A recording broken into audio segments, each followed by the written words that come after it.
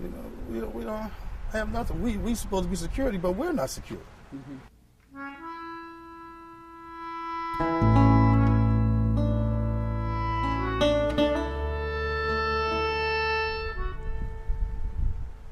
It's crazy. It's crazy.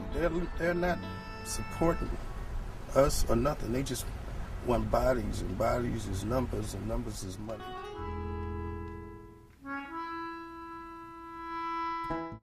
Barton Security Justice Campaign was basically born out of the need for a unified voice for Allied Barton security officers in the city of Philadelphia, and in particular at Penn and Temple campus to begin with.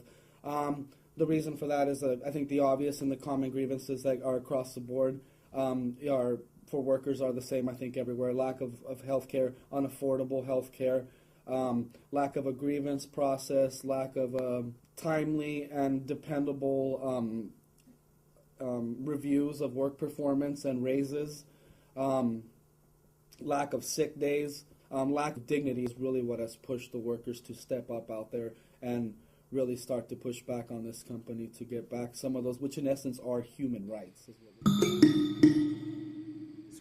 I mean, when you bring home your paycheck, and if you make $9.15 an hour, and you work an 80-hour week, and you bring home your check after taxes, you only bring home, well, me personally, I'm only bringing home $545 every 2 weeks, and in a week's time, that's only $222.50 a week. That's no money. For per guard, per officer, I'm going to say, they get about $18 per officer. And we're only getting $8, $9 an hour. They don't pay for nothing. I got hurt one time working at Pearson Hall in the winter, chasing kids in the building, ran outside, hit a patch of ice, slid on my hands and knees for 50 feet. Went to the doctor, took the papers back to them. Of course, they challenged it. They said it didn't happen, but I had police reports and everything. Luckily, my supervisor was there. And I still wound up getting the bill, for $450, which I don't understand. How can I get a bill? I'm at work. But they told me I wasn't supposed to do that. But they told me to keep the kids out of the buildings, to secure the building. So what am I supposed to do? I mean, what am I supposed to do? Am I supposed to just let them do what they want to do? But I'll get in trouble for that too. I mean, our training most times is inadequate. I mean, we have too many guards who come in and out of the system, and they are not equipped and prepared to do the job once they're placed at a post.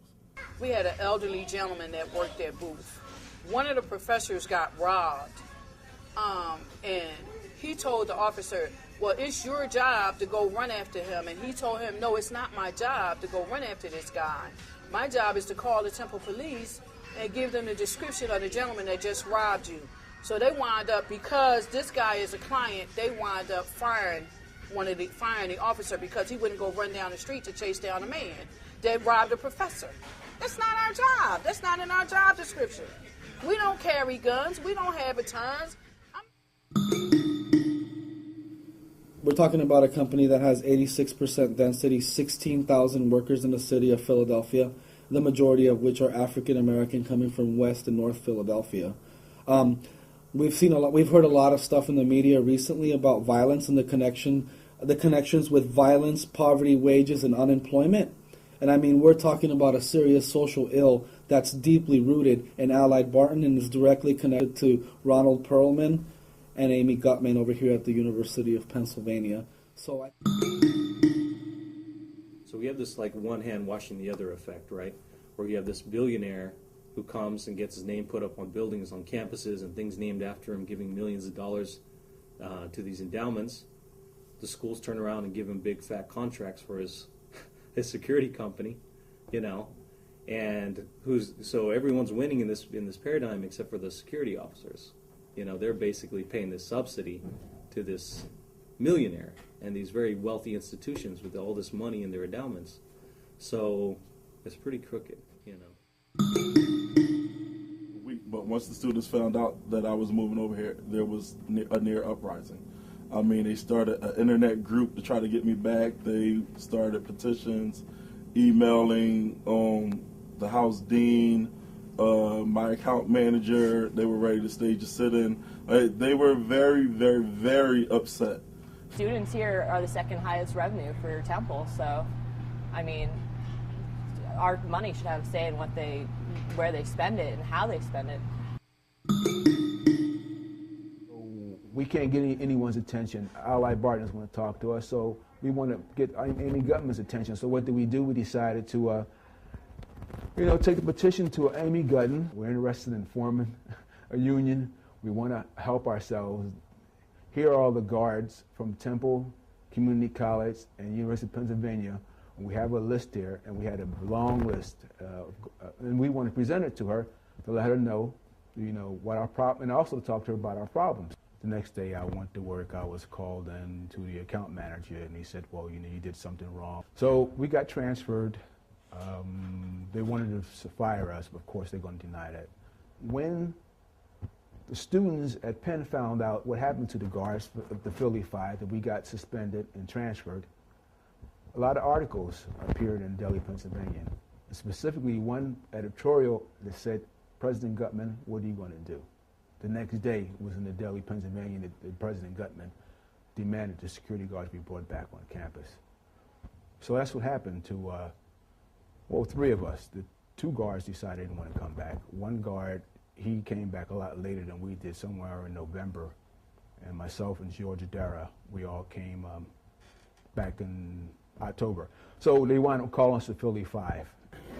President Amy Gutman put a piece in DP, that's the Daily Pennsylvania paper on the campus of the university, that she would like to sit down and talk with us once we're back at campus. We've been back for over a year, and we have reached out to talk to her, and we got no response from her. I'm still waiting to talk to her. It's a sad day when, in the midst of academic brilliance and cutting-edge technological research, this institution, with its fine international reputation for excellence, still cannot assure its security guards will have a decent enough salary to be able to afford health care for their families or enjoy holiday pay. But these are really sick days when Amy Gutman and Ron Perlman cannot assure these workers of at least 3 sick days a year. And so in our midst are the workers who lose again. They are the working poor here on Penn's campus in the midst of all this wealth. The university declares in its Penn Compact that it is committed to propel the University of Pennsylvania from excellence to eminence.